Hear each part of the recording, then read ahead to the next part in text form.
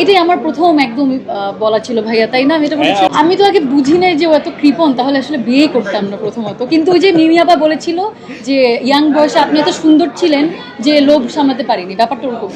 এই আর কি, কৃপণ জামাই অন স্ক্রিন পেয়েছি, বাট অফ স্ক্রিনে যাতে না পাই এটা দোয়া করবেন। আমি কোনোদিন চিন্তাও করি নাই। আর আমার কাছে এটা একটা জিনিস মনে হয় যে যেটা আমি চিন্তা করিনি যে আমি ঈদে একটা ছবি হবে, সেখানে এত বড় বড় আর্টিস্টের মধ্যে আমি কাস্টিং হব, এবং এত বড় আর্টিস্টদের মধ্যে মানুষ একটু হলেও আমার কথা বলবে। এখন তো দেখি একটু অনেক বেশি বলতেছে, তো এটা আসলেই আশা করিনি কোনো দিন। এবং আশা যেহেতু করিনি, তারপরেও পেয়েছি, এটার ভালো লাগা অন্যরকম।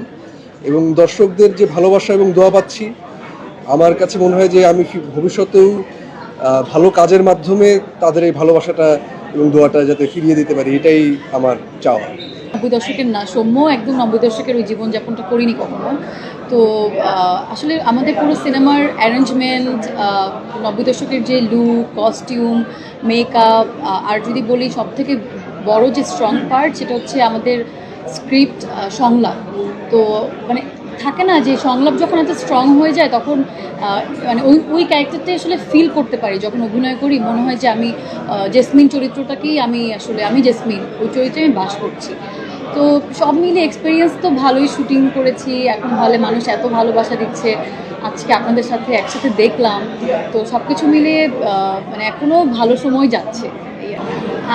আমি গল্প জাস্ট ভাই আমাকে বলেছে আমি একটা ছবি বানাবো। তানিম ভাই আমাকে যখন প্রথম ফোন দেয় গত বছর নভেম্বরের দিকে, শেষের দিকে, তো আমাকে বলে আমি একটা ছবি বানাবো এই নভেলের উপরে, ক্রিসমাস ক্যারল নভেলের উপরে। তো এখানে আমার গল্পটা এরকম একটা পারিবারিক ড্রামা, হরর ড্রামা। তখন আমি জানতে চাই যে ভাইয়া একটু ছোটো করে যদি বলেন। তো ভাইয়া ছোটো করে আমাকে জাস্ট গল্পের চরিত্রগুলোর ব্যাপারে একটু ধারণা দিচ্ছিল। আমি যখন শুনলাম যে আসলে আমাদের এই ছবিতে জাহিদ ভাই অভিনয় করছে, চঞ্চল ভাই করছে, জয় আপা, অপি আপা, মিমি আপা, দিনার ভাই, এত বড় বড় আর্টিস্ট, তারিক স্যার ছিলেন, তো এত বড় বড় আর্টিস্টরা যখন একই ছবিতে কাজ করবে, এটা আমি শুনে আমি বলেছি যে আমি জানি না আমার চরিত্রকে আপনি কতটুকু মানে রাখবেন বা কতটুকু আমার চরিত্র নিয়ে কাজ করবেন, সেটা আসলে আমার মাথা ব্যথা নাই। আসলে আমি এই কাজের সাথে যুক্ত হতে চাই, কারণ আমি আপনার ডিরেকশনে কাজ করতে চাই, আর এত বড় বড় আর্টিস্টের মাঝে কাজ করার সুযোগটা একদমই মিস করতে চাই। Thank you.